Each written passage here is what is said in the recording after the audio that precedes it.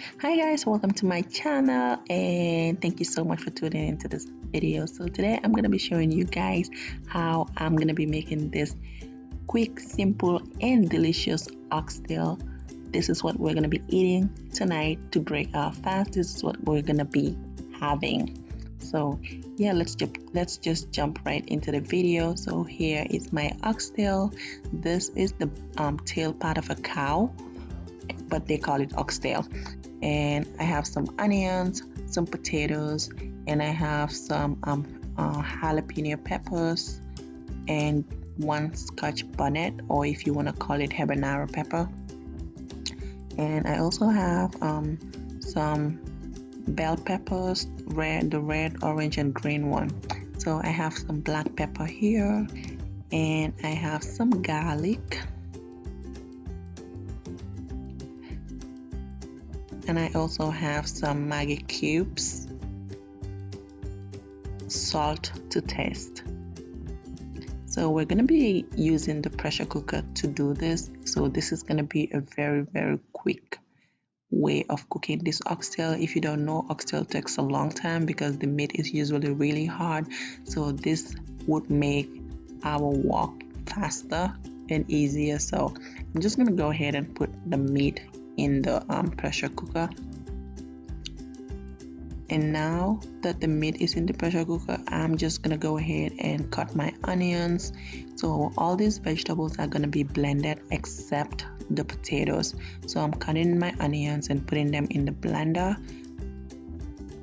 I'm gonna leave maybe half a slice of onion and a little bit of the red one, because I'm just gonna chop those ones and put them in later. So but the rest of the vegetables are gonna be blended. So as you guys can see, I am cutting all the vegetables and I'm just gonna put them in my blender.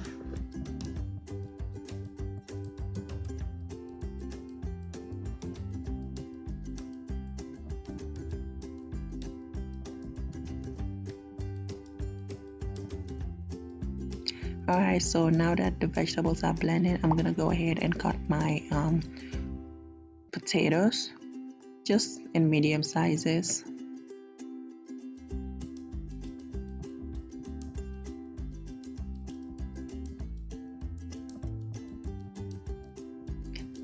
Alright, the potatoes are cut. I'm gonna go ahead and chop my onions now. Those are the leftover onions that I have. I don't want to blend everything. I just want to chop a few of them. So that's what I'm doing right now. Alright, so everything is chopped and now I'm gonna be putting my blended onions and peppers in the pressure cooker. So as you guys can see, I did not start the pressure cooker. I'm just trying to put everything in first, because in this meal everything goes in at once, because we're not going to be opening this pressure cooker until the meal is almost done. So yeah, I am putting my blended stuffs in the pressure cooker and I'm just going to go ahead and mix everything together.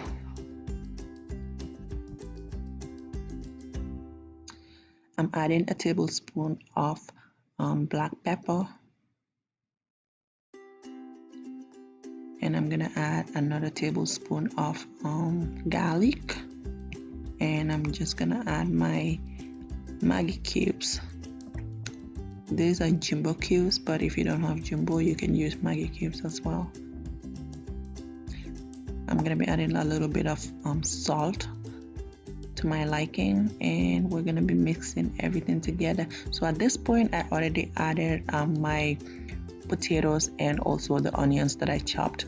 So yeah, everything is inside the pressure cooker now, or instant pot if that's what you want to call it, and we're just gonna go ahead and close the instant pot and we're gonna turn it on, and this is gonna be cooking for about 30 minutes.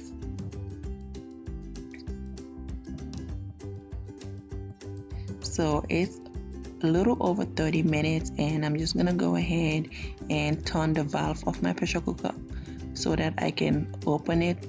So you want to do this so all the pressure can come out before you open it. By the way, it's always locked, so as long as you still have pressure in there, it will still be locked until you release all the pressure.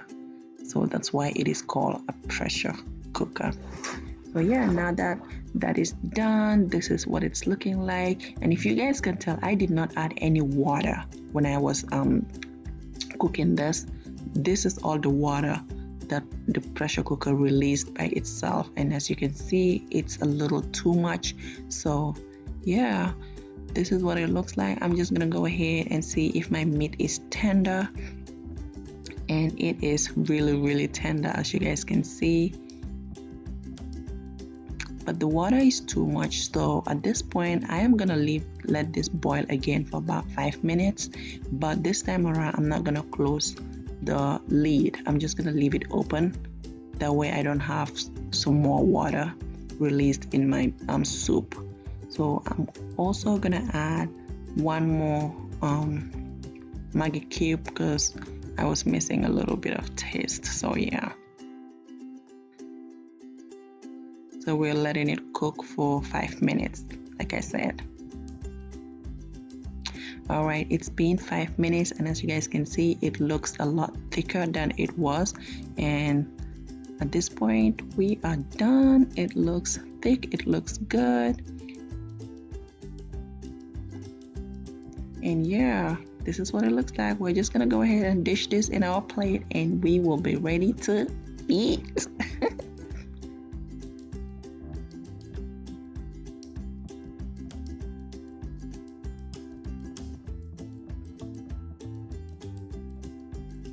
Alright guys, this is the final result. I hope you guys enjoyed this video, and thank you so much for watching. Until I see you in my next one. Bye.